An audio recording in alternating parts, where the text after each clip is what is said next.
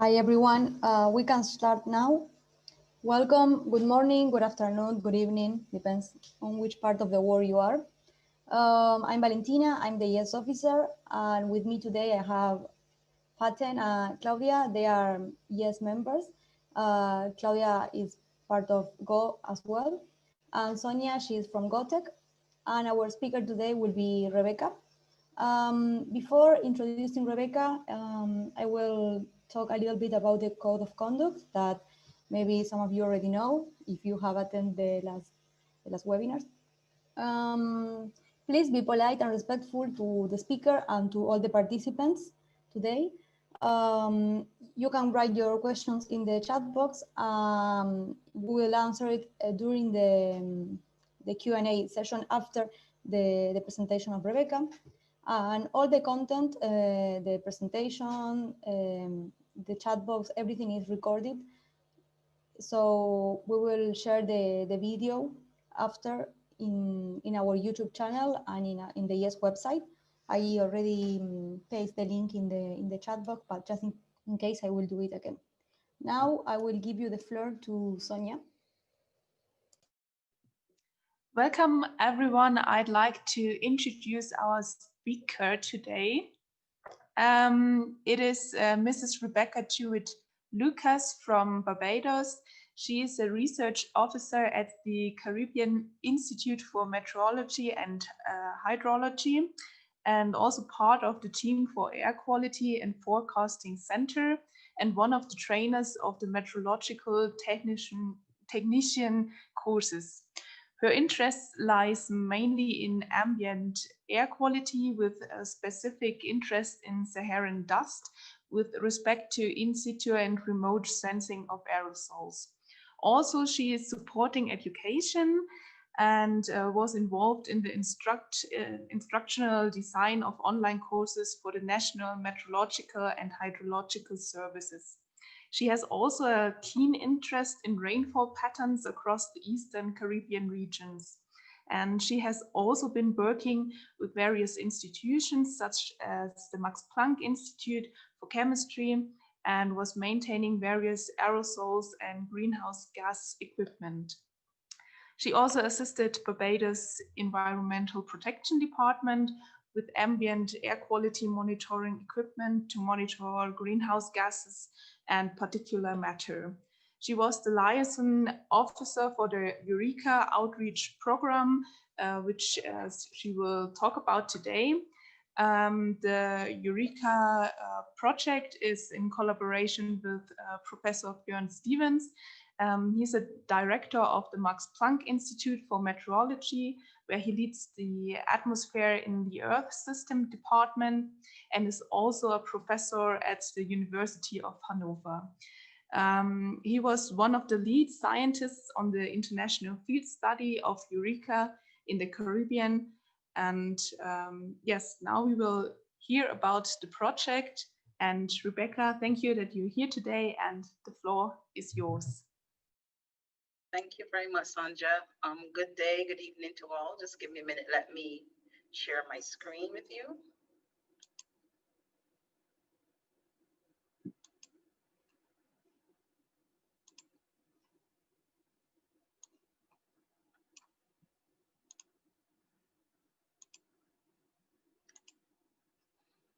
Okay, so everyone can see my screen. Okay, great. So as Valentina said, good morning, good afternoon, good evening, according to where you are. I am also a research officer at the Caribbean Institute for Meteorology and Hydrology.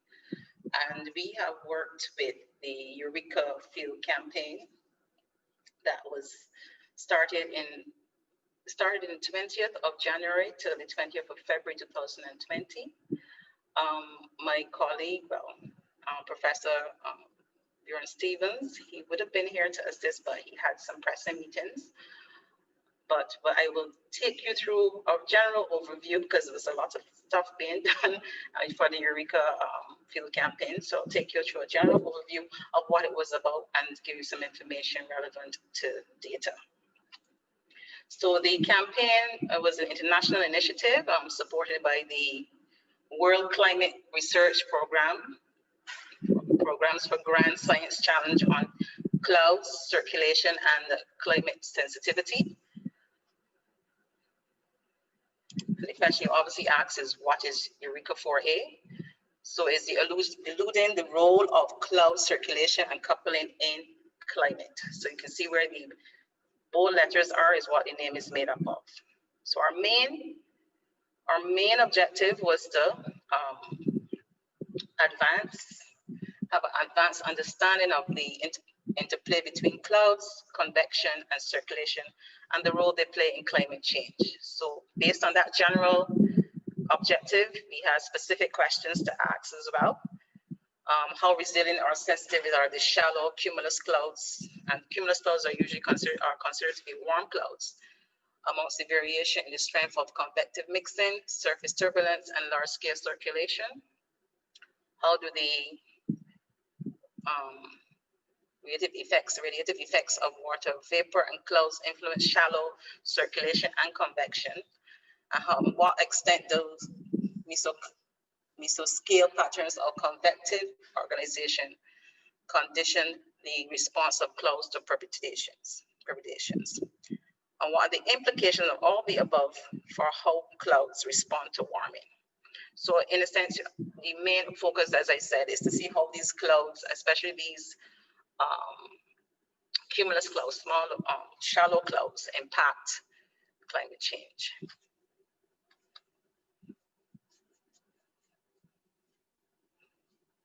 So what EURECA did was to, or what EURECA did to meet these objectives was to quantify different measurements of cloud in the trade winds as a function of their large-scale environment. So from this study, you can see that the field study or the field campaign had a large amount of institutions involved. Over 100, actually, 104 institutions involved for those four or so weeks. So it was very intensive, and it was a lot of manpower as well. So as you can see with the number of institutions, and some of them are regional within the Caribbean, some of them are European, some of them are with respect to the Americas, USA, and some of them are with respect to some areas in South America. Most of the persons that came from South America actually came from some of the European and American institutions themselves.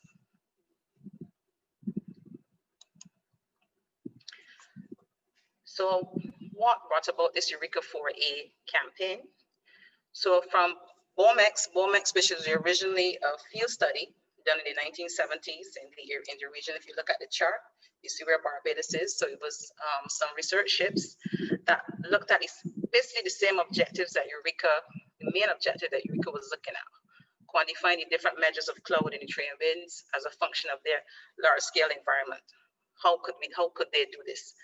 What ways could they get this done? You know, the issue obviously was the difficulty in getting measurements varied in vertical aspects, horizontal aspects, because they were really ships, just ships mainly, and probably buoys and so forth.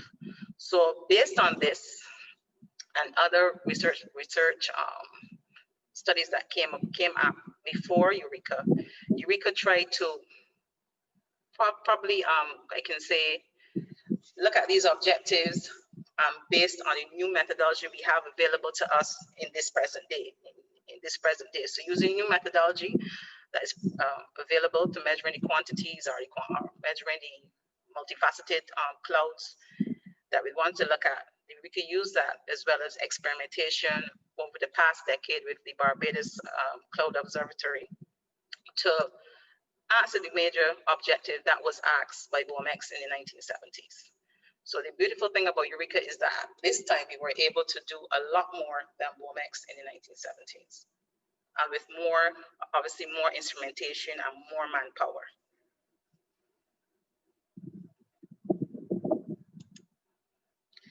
So here is the field study, or the study area, sorry. If you look closely, you will see the scale at which it is. So you can see my island, Barbados. The Barbados Cloud Observatory is here on the eastern coast of Barbados. So this was one of the main platforms. You also see there is a, excuse me, there is a buoy here. This is called the Northwestern Tropical Atlantic Station. So between this area, the BCO, we had something called what we call the Tradewind Alley. The Tradewind Alley is where you have, excuse me, where you have winds traveling from the east to the towards the PCO. So that was our Tradewind Alley. That's an area which was used for the research as well. Also, we had an area where coming from the South American area, call it the Bolivar de Tubio. I hope I didn't destroy anybody's language. So for this area, we did a lot of activities within those 3 or 4 weeks that we had the ships, the planes, as well as the land-based or ground-based platforms.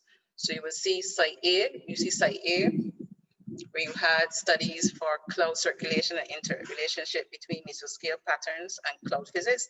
That was mainly circular movement of the planes.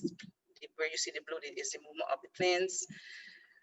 We also have Site B along here, where we had studies of the ocean on sub-mesoscale processes and the air-to-sea interaction that occurred there. And where you have Site C. Site C was where you had studies of the ocean, mesoscale eddies, and air-to-sea interactions and cloud physics as well.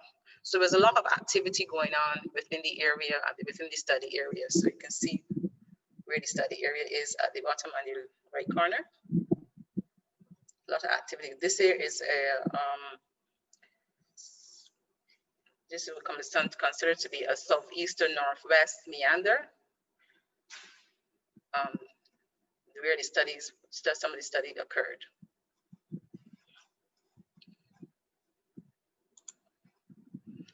Okay, so for us in the Caribbean, our base, or for EURECA 4A, the base of the operation was at the Caribbean Institute for Meteorology and Hydrology, for short CIMH, and the chief investigators were Sandri Bun from LMD. This is a meteorological laboratory in Paris.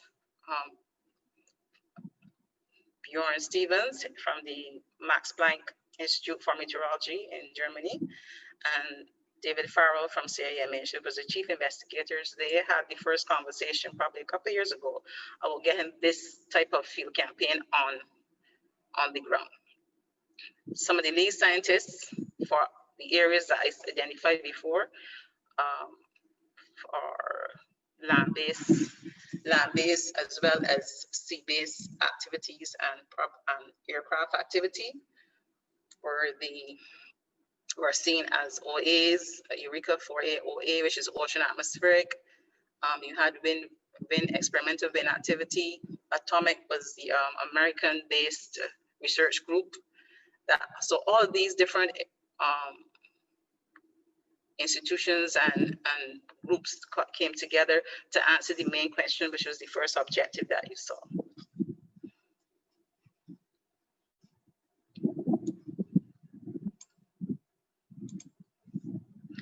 So as I said, there were major platforms. So we had ground platforms, or land platforms, if for lack of a better word. We had atmospheric platforms, and we also had ocean platforms. So our ground platforms, let's look at first at our ground platforms as the slide shows. The first ground platforms were Devil's Point, Ragged Point, and Colleton, all in Barbados. So the Devil's Point is where BCO is, the Barbados Cloud Observatory.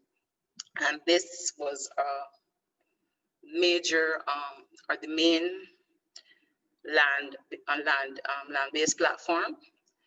Ragged Point, which is known also, and Devil's Point, which is known also for aerosol measurements and cloud nuclei measurements and so forth. And the Colleton, which is in a parish known as St. John, which was about 8 kilometers away from Devil's Point, which is, well, if you think about it, is like west northwest of Deepest Point. So it gave a good view of, gave a wide and undisturbed view to the east and the areas where the aircraft would have flew as well. So strategically, everything was put strategically to ensure you have the maximum amount of information or collection of data where possible.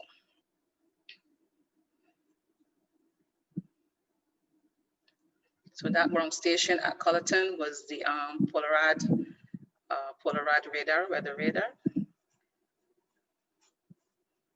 And it was put up there during the campaign.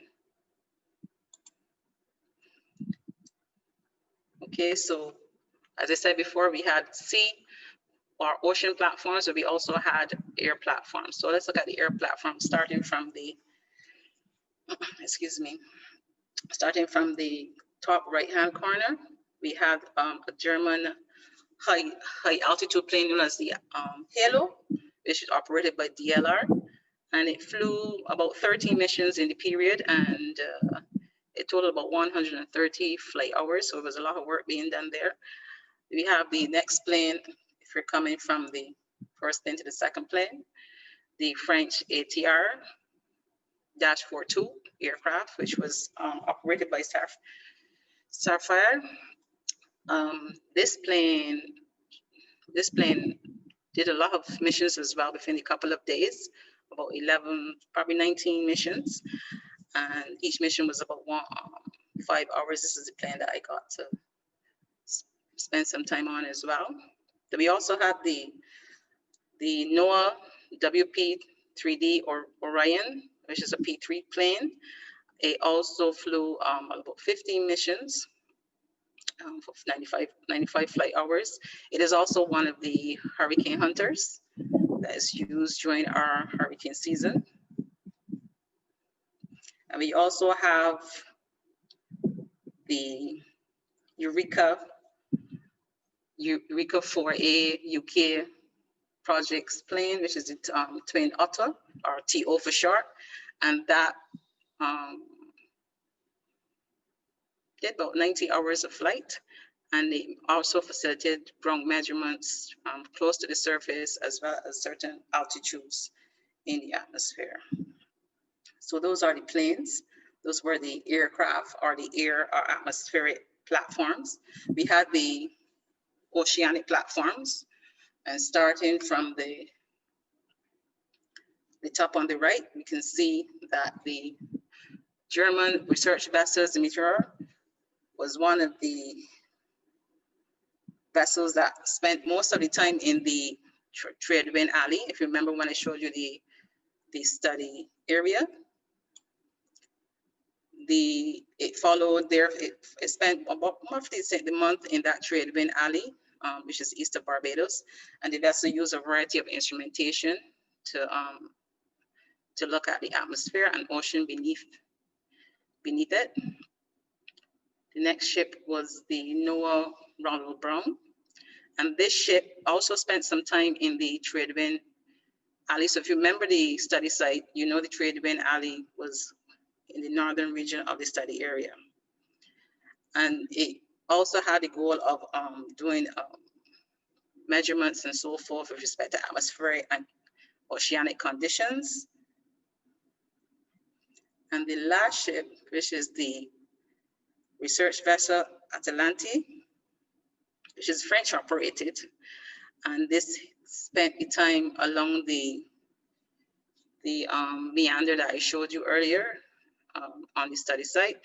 It moved from Guadeloupe right up from Guadeloupe, Trinidad, right up along towards Barbados, and it collected oceanic and atmospheric data as it moved along those areas. And last but not least, another German research vessel at the bottom here. Another research vessel, which also known as the Maria Merian, and it was also used to collect oceanic data and atmospheric profile measurements as well. So you can see, based on what I've just said, you can hear the magnitude of work that was being done in those 3 to 4 weeks. So let's look at it by the numbers. So by the numbers, you had roughly 50 research platforms, inclusive of the craft, the ships, the drones, the drifters, the ground stations, and other research platforms on a smaller scale. As I said before, we had a large set of aircraft. We identified them a few seconds ago. We have a large, 4 large research vessels. I identified them a few minutes ago. We had drones and so forth. We had more than 300 CTDs. CTDs, for those that don't know what CTDs are, there was our oceanic excuse me, instruments used to measure conductivity, temperature, and pressure, but you know, it's not PSD, but D stands for depth, and it's closely related to pressure when you're thinking about oceanic activity. And we had a lot of universities as well, 5 universities from Europe, and many institutions from Europe as well, many institutions from Europe, from the United States as well. And we had a very successful research outreach program for the region, which we will talk about after as we go on. And there was a visit from the Deputy Administrator of NOAA to see what the research was about. So it was very vast and significant in terms of the manpower and hours and the equipment and the platforms that were there and available to us. So one of the land-based platforms, one of the major ones and the most important one to me, but I could be wrong, is the BCO, which is the Barbados Cloud Observatory, as I said before. This has been there for about 10 years now, or more than 10 years, from 2010 actually, more than 10 years. And it has been a long-term context of intense observation. And because it has that information, the combination of measurements from the other platforms also help to achieve the campaign's objectives. Now, the relationship between Max Planck Meteorology for this BCO and the Barbados Museum, which owns the land, and the CIMH can be considered to be a precursor to the EURECA 4A event. That relationship over the years has caused this activity to be actually to come into fruition. Now, as you can see on the left, I don't know if you can see them clearly, but there was a lot of equipment at BCO, as well as some of that equipment was at Ragged Point for our land-based state platform or station. Another set of equipment that was on the land was we had 3 profiling rain radars, one at BCO, one at the CIMH, Carribean Institute for Meteorology and Hydrology, and the third was on a ship, the Merian, the research vessel Merian. So instrumentation with respect to those found used on the ocean platforms, and these would be, and as I said, we can't show everything, so I'm just showing you some of the instrumentation and some of the platforms that were used. So the first one you're seeing there is a sail drone, and that sail drone, we had numerous sail drones actually, and the sail drone measured wind speed, wind direction. It also measured sunlight, infrared, it measured temperature. It did a lot of measurements of obviously oceanic measurements like wave height, dissolved oxygen, salinity, ocean temperatures, ocean currents. So it did a lot of measurements. That sail drone, as small as it looks, is very effective piece of equipment and a platform. We also had other sail drones that were put along the ocean by some of the research vessels, or one of the research vessels for sure. I know the Brown just put down some of the sail drones, and these sail drones were between the trade wind alley. Remember I showed you in the north in the study area. Another platform is the Otter, and you see it here, operated by the University of East Anglia, which is The Otter is an unmanned surface vessel. This was put into the water at the Barbados Coast Guard, which is a military base here in Barbados. And it was also used to measure meteorological and oceanic measurements for the air and sea interface. It has been out to sea for the last 10 years. I believe they change it once every year. So it played a part in this EURECA. The NTAS, if you remember, buoy, I mentioned that when we were looking at the study area, the Northwest Trade Atlantic Station, that buoy also had a great amount of instrumentation on it, and you can see the different types of instruments and the different types of measurements used for those instruments. We had gliders. Gliders were deployed from the ships. These were drifting platforms. They were deployed from, I know for sure, from Ron Brown. And they also recorded oceanic and atmospheric information or measurements. And we're looking at the platforms that were the aircraft. So the aircrafts themselves had a vast variety of instrumentation. So I'm just going to look at a few for you to have an idea. So the first diagram at the top is called the drop sound. So you drop sound, when you drop it down, drop it from the aircraft down to the ground, it measures temperature, humidity, and wind. And so you have a better idea of what's going on in the atmosphere vertically. They also had an extensive array of radar and LiDAR equipment and some passive remote sensing instrumentation. And it was mounted in what we call the belly pod here. And it was interesting.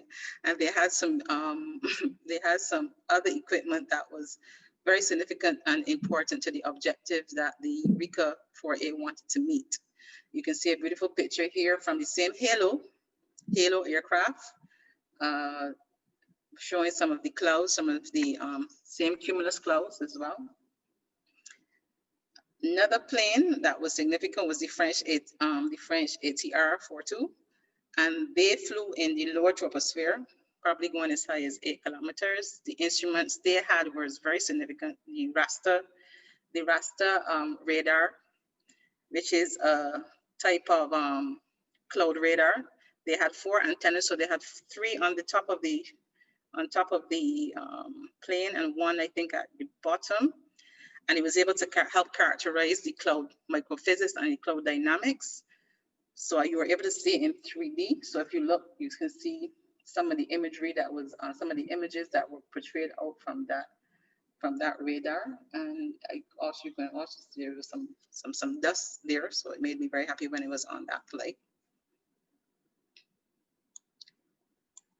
And for the most part, those are some of the instruments that were on some of the flights. So the first 3 top were on the Halo, and the last 2 are based in the ATR, the French plane.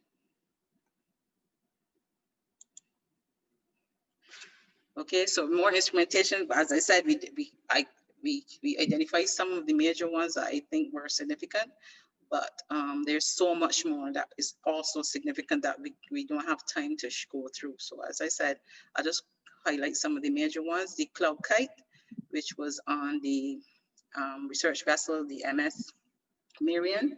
And then they had 2 small ones on the Meteor, the other German ship. And the instrumentation on the Cloud Kite, the first image you see there, included the weather sensors, cloud drop probes, and some other instrumentation as well. We mentioned the sail drone, which is the second picture in the center at the top.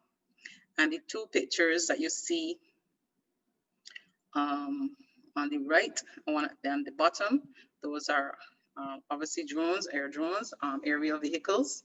The one at the bottom is the Boreal, and that was flown in coordination with the Halo and the ATR and the Twin Otter, all the air flights. And that flight, that was a lot of flights, like 1 6-hour flight per day. The instrumentation found on this particular aerial vessel is your condensation particulate counter, you had weather sensors, you had solar irradiance, you had some equipment that was used to detect clear skies as well as cloud coverage. So for us in the Caribbean, one of our major roles in the Caribbean was obviously I don't know how strong to say that we understand, but we have a vast knowledge of our area in terms of the weather activity that goes on. So in December 2019, the Caribbean Meteorological Organization, CMO, and the University of Leeds, as well as with CIMH, organized a Caribbean forecasting initiative or workshop to promote that knowledge exchange between the researchers, the researchers for EURECA and the forecasters from the region. This activity was a support for the forecasting testbed for EURECA 4A. So the first image is where the workshop happened, which is 2019 in December. During the campaign, the same meteorologists were allowed to come back in via CIMH, and also they did brief bulletins for the weather and oceans daily for all platforms. So they did briefings for the ocean platforms, which is the ships. They did briefings for the aircraft. They did briefings for the land-based platforms. So those who couldn't make the briefing, which was based at the Barbados Meteorological Services, were still able to get the information, obviously remotely.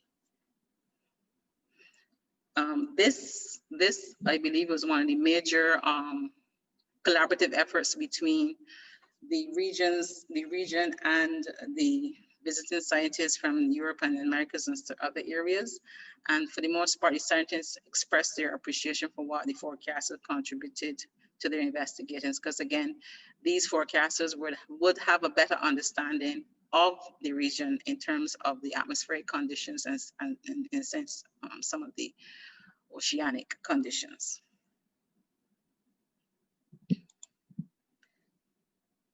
Okay, so we can see that some of the experiences that some of our colleagues experienced, we had some colleagues that were on some of the ships. We have McGarry there assisting with the balloons, the radio sounds, as well as I think he assisted with the CTDs on Ron Brown. We had a young intern on the Cloud Kite team, and the Cloud Kites, as I said before, they were on the Meridian. We had flights with our forecaster. We have flights ourselves to see the equipment in action of some of the aircraft. You will see some of the forecasters, meteorologists, as well as myself and another forecaster. And for the most part, the belief was that this information was so significant to us in the traffic staff. We were actually very grateful that the information is being looked at. And we, for the most part, if you spoke to some of the forecasters and the meteorologists that took part in these activities, they would say that this information is more impacting on the data collection. The process was more impacting than just reading an article or just reading looking at a diagram. Okay, so we have some more young people. So as I said, we are young scientists from the region. We had them, some of them took part, as I said, in all the activities, and they also spent time on, I think we had Alton was on the Ron Brown. He spent a couple of weeks on the Ron Brown working with the teams. Keyshawn, the gentleman here in the corner, he also was on the Viren research vessel, and he spent some all 3 weeks there. So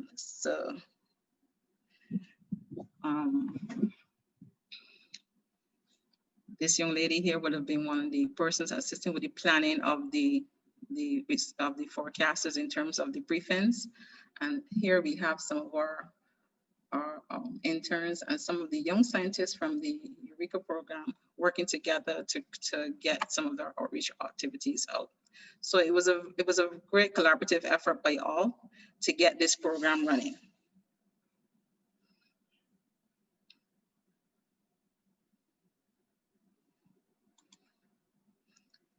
So as I said, the outreach program for EURECA 4A was quite intense. It was quite vast. We wanted to, the organizers wanted to make sure they give back to the country that gave so much, as well as the region. So we had a lot of, a great amount of visits from schools, students probably 15 and up, to a lot of the research vessels once they were in berth. We also had a public lecture. Professor Stevens and some other of the renowned scientists also presented at this lecture to talk about trade winds and what the EURECA was doing and why we're doing it and so forth. We had some of the young scientists, region's young scientists, as well as the EURECA's young scientists, do a lot of school visits. They visited primary, they visited secondary, and it was very pleasing to see the reaction from the students and to learn more about what the research from EURECA 4A was about. We had open house for some of the land-based platforms. For sure, BCO, Baggy Point had open house on a couple of Sundays. We had open house with respect to looking at the drones as well. And one of the major activities that we are pretty proud of was the EURECA 4A International Symposium, whereby we streamed it live via Facebook, Facebook Live, obviously. And we had I want to say at least 200 persons, not on site, but we had remotely, we had a lot of persons linking in to hear the different researchers, be they regional researchers or international researchers, sharing information relevant to EURECA and some of their research that they were doing that we're not aware of. So the International Symposium was considered to be quite successful.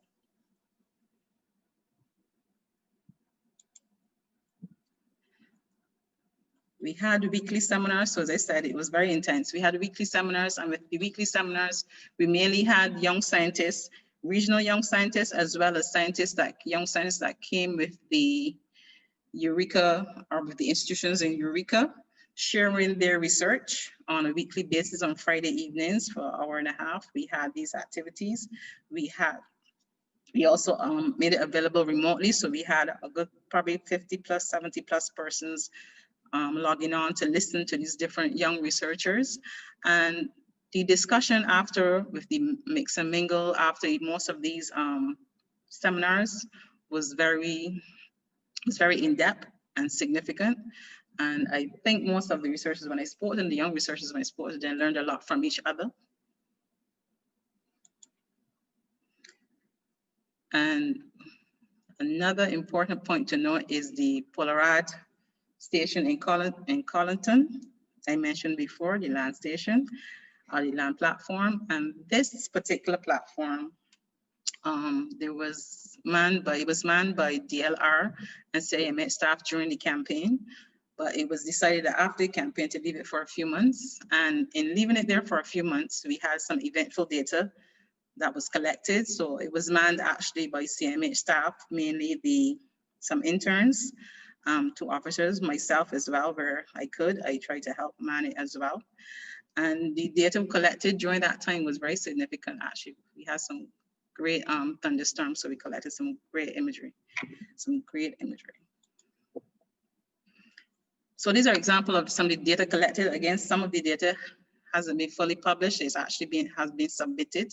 So for example, you have data collected from all these platforms that can be analyzed together to give you a better feel of what's going on as in the atmosphere as you ascend and as you descend. So the ascending was the radio sounds and descending was the drop sounds. You have other data here where we looked at imagery.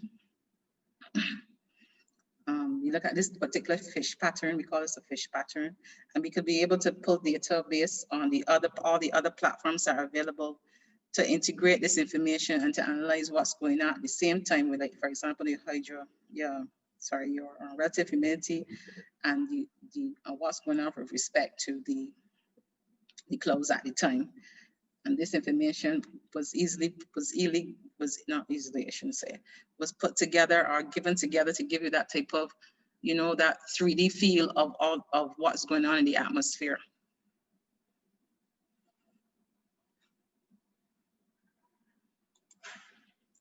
Another set of data that was collected, you see, for example, you see here, you have the LiDAR showing you some influx of Sahara dust. This particular day, the Ron Brown, which is the research vessel, the ship, and the Ragged Point, which is the land vessel, showing collection of CCNs, which is your your cloud condensation nuclei. And you can see there's an overlap with the Ron Brown, as well as the Ragged Point information, CCN. So again, the data collecting from various platforms played a special or most important role with respect to how we're going to look at clouds, how we're going to look at what happens in clouds. So all these platforms played a significant role. Also here we had the different platforms which showed cloud sensing instrumentation.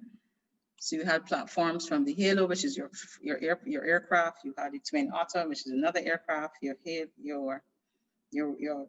Polaroid, which is your land-based platform, your airplane, and your cloud kite. So all this information can be put together, to demonstrate a three-dimensional distribution of individual cloud droplets and so forth. So a lot of information was gathered during this campaign. For the oceanographers out there, obviously a lot of data was collected. There was CO2 collected, the sea gas, the sea grass, information was collected as well, because there was some sea grass or sargassum materials along the research areas, for example, your trade wind alley. So it was very significant to see these activities occurring.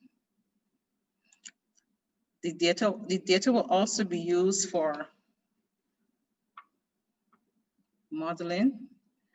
Sorry, the video is not working well, so I would hopefully try to get that started and have Valentina, one of them, put it up. But the data is also used for modeling, because we know climate-based modeling still needs a lot of work with it. So therefore, this data will actually be put into some climate models to ensure that we have some form of ground-based data. You know, ground-based data is quite important in terms of modeling. So what is the future for EURECA? Obviously, the analysis of all this data, if it's significant data, there's a possibility of the convective experiment with the intertropical convergence zone in 2024. Hopefully this can happen. We know we're going through COVID, so we're not sure. Creating a science island, a science island, a small scale island like Barbados would be great for, and long-term collaborations which have been going on over the years and will continue to go on, hopefully, as we move forward. So if you're interested, you could actually find some of the articles that were submitted on the site here, the Earth System Science data site. There is a EURECA movie. I will have that for YESS community so that they can have it up as well. And there's data available from the EURECA field campaign, open source data. So the link is the third link here. You can actually don't get the data for the most part. It's open source once you go to that link. So your contact persons, as you can see who they are, and they are willing to listen.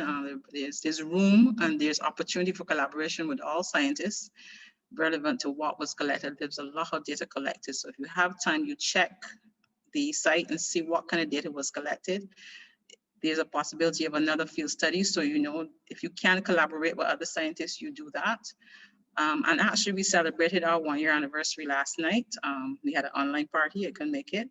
but we celebrated our 1-year anniversary because remember we started the 20th of January last year. We did the campaign from the 20th of January last year. So I would encourage, especially young scientists, if you can, to review the data that is there. You never know how you can collaborate with some of these scientists, young scientists, as well as, for lack of a better word, seasoned scientists, because the data was monumental and it's there and available. And if you want to work with it, you can. So thank you for listening.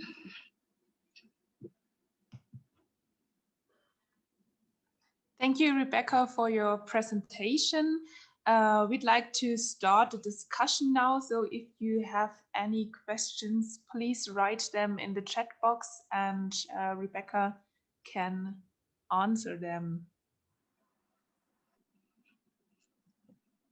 Okay, please comment on why Barbados deserves an ideal platform for studying the relationship with, among Sahara dust, cloud formation, and circulation.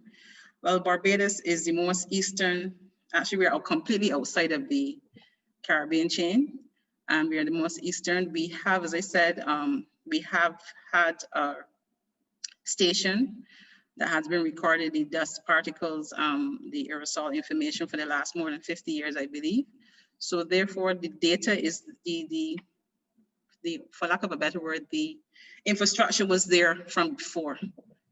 So it makes it easier. And then with the areas that they want to study along the trade wind alley, as well as coming from the south, made Barbados an easier area to have your base of operations for this particular study. So as I said, the infrastructure was there before. The BCO, the Max Planck, CIMH, as well as the French counterpart, were having conversations before this. They were having these conversations together a couple of years ago. So that is why Barbados probably had become the main base of operations. What sort of data collected on the drones and types of sensors attached to the drones? I think I mentioned that they had weather sensors, of course. I said some of them had condensation counters. Some of them had, there's a lot of instrumentation. But what I said, if you look at the first link I have there should be a paper submitted that you can access all the sensors, all the instrumentation that was on the particular drones. Does the sensors or analysis affect the weight of the drones? Oh, that's technical. I don't think so. They probably produced them to ensure that because they flew. So I would assume that they created them to make sure that everything weighed effectively. And they did full 5-hour, 6-hour flights. So they worked pretty well. In addition to measuring aerosol size distribution, there also aerosol chemistry measurements. Yes, I believe there are some. Ragged Point, as I said, has been doing it for a long time. So they're more likely will have some chemical measurements. I think BCO, but you could always check the site and find out, but there should be some aerosol chemistry measurements. I guess I did a very good explanation of the EURECA. Yeah, I think, there is one more question. Okay, and great. This one is saying, how does extreme weather such as storms affect the BCO in terms of structure and etc.? Well, you realize the BCO, once we know a storm is coming, we take down everything, obviously. But you realize the BCO is those metal containers, and they're actually bolted into the ground, and that's out there, that's relatively a cliff, hard stone. And it has been, as I said, it has been out there from 2010. So usually when you know weather is coming or severe weather is coming, they take down all the materials, all the equipment that is on top of the containers, actually pack them up good, and hopefully I don't think we have had any significant issues when there is intense or extreme weather. I hope that answers your question, Mohammed. Yes.